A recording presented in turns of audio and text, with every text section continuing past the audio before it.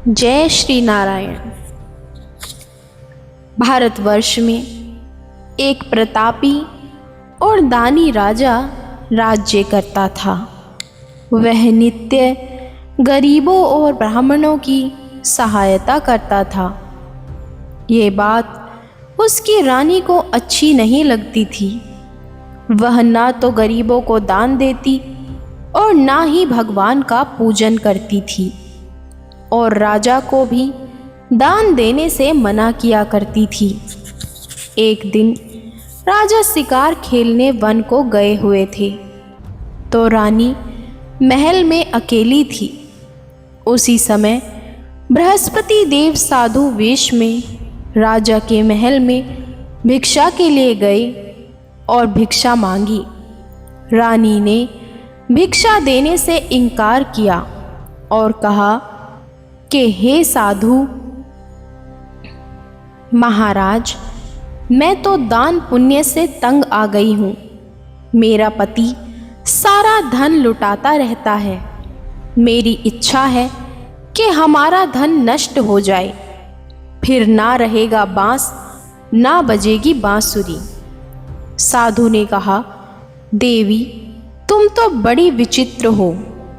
धन संतान तो सभी चाहते हैं, पुत्र और लक्ष्मी तो पापी के घर भी होने चाहिए।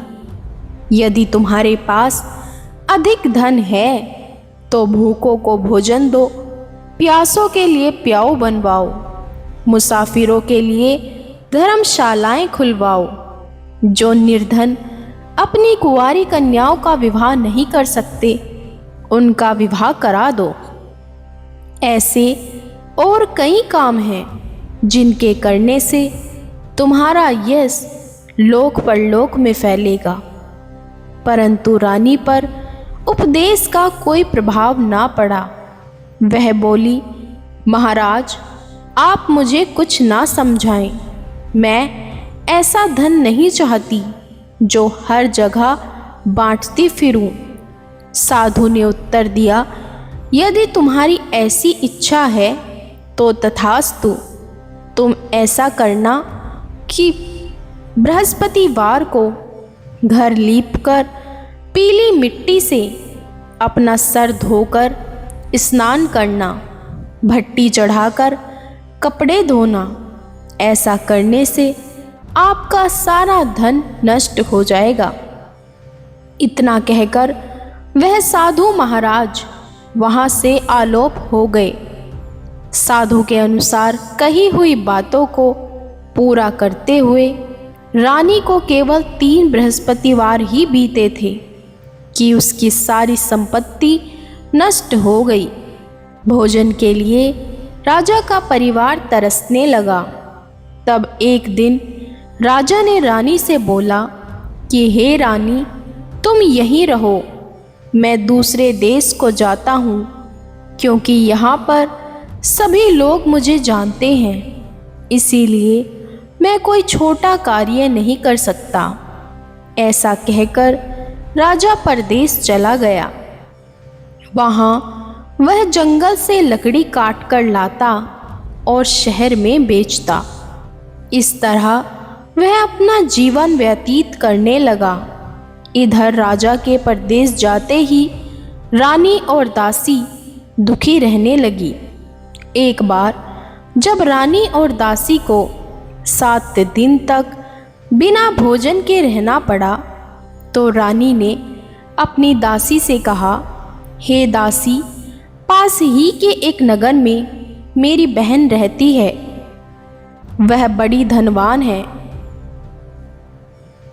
तू उसके पास जा और कुछ ले आ, ताकि थोड़ी बहुत गुजर बसर हो जाए। दासी रानी के बहन के पास गई। उस दिन गुरुवार था और रानी की बहन उस समय बृहस्पतिवार व्रत की कथा सुन रही थी। दासी ने रानी की बहन को अपनी रानी का संदेश दिया, लेकिन रानी की बड़ी बहन ने कोई उत्तर नहीं दिया। जब दासी को रानी की बहन से कोई उत्तर नहीं मिला तो वह बहुत दुखी हुई और उसे क्रोध भी आया। दासी ने वापस आकर रानी को सारी बात बता दी। सुनकर रानी ने अपने भाग्य को कोसा। उधर रानी की बहन ने सोचा कि मेरी बहन की दासी आई थी, परंतु मैं उससे नहीं बोली, इससे वह बहुत दुखी हुई होगी। कथा सुनकर और पूजन समाप्त करके वह अपनी बहन के घर आई और कहने लगी, हे बहन, मैं बृहस्पतिवार का व्रत कर रही थी। तुम्हारी दासी मेरे घर आई थी, परंतु जब तक कथा होती है तब तक ना तो उठते हैं और ना ही बोलते हैं, इसीलिए मैं नहीं बोली। कहो, दासी क्यों आई थी? रानी बोली, बहन, तुमसे क्या छिपाऊं? हमारे घर में खाने तक को अनाज नहीं था। ऐसा कहते कहते रानी की आंखें भर आई। उसने दासी समेत पिछले 7 दिनों से भूखे रहने की बात अपनी बहन को विस्तार पूर्वक सुना दी। रानी की बहन बोली, देखो बहन, भगवान बृहस्पति देव सबकी मनोकामना को पूर्ण करते हैं। देखो, शायद तुम्हारे घर में अनाज रखा हो। पहले तो रानी को विश्वास नहीं हुआ, पर बहन के आग्रह करने पर उसने अपनी दासी को अंदर भेजा तो उसे सचमुच अनाज से भरा एक घड़ा मिल गया।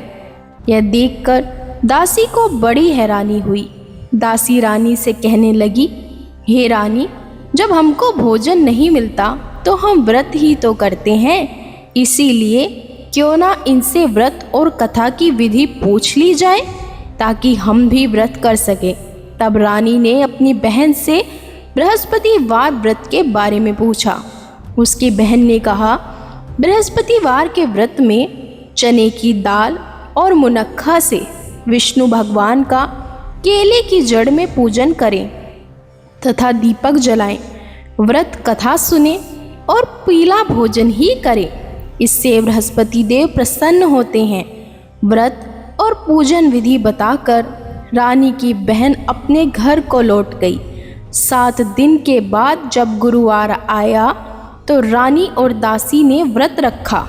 गुड़साल में जाकर चना और गुड़ लेकर आई, फिर उससे केले की जड़ तथा विष्णु भगवान का पूजन किया। अब पीला भोजन कहाँ से लाएं? इस बात को लेकर दोनों बहुत दुखी थी। चूंकि उन्होंने व्रत रखा था, इसीलिए बृहस्पति देव ने उनसे प्रसन्न होकर एक साधारण व्यक्ति का रूप धारण किया। 2 थालों में सुंदर पीला भोजन दासी को दे गए। भोजन पाकर दासी प्रसन्न हुई और फिर रानी के साथ मिलकर भोजन ग्रहण किया। उसके बाद वे सभी गुरुवार को व्रत और पूजन करने लगी। बृहस्पति भगवान की कृपा से उनके पास फिर से धन संपत्ति आ गई, परंतु रानी फिर से पहले की तरह आलस्य करने लगी। तब दासी बोली, देखो रानी, तुम पहले भी इस प्रकार आलस्य करती थी। तुम्हें धन रखने में कष्ट होता था, इस कारण सभी धन नष्ट हो गया, और अब जब भगवान बृहस्पति की कृपा से धन मिला है, तुम फिर से आलस्य हो गई हो। रानी को समझाते हुए दासी कहती है, बड़ी मुसीबतों के बाद हमने यह धन पाया है, इसीलिए हमें दान पुण्य करना चाहिए। भूखे मनुष्य को भोजन कराना चाहिए और धन को शुभ कार्यों में खर्च करना चाहिए, जिससे तुम्हारे कुल का यश बढ़ेगा, स्वर्ग की प्राप्ति होगी और पितृ प्रसन्न होंगे। दासी की बात मानकर रानी अपना धन शुभ कार्यों में खर्च करने लगी, जिससे पूरे नगर में उसका यश फैलने लगा।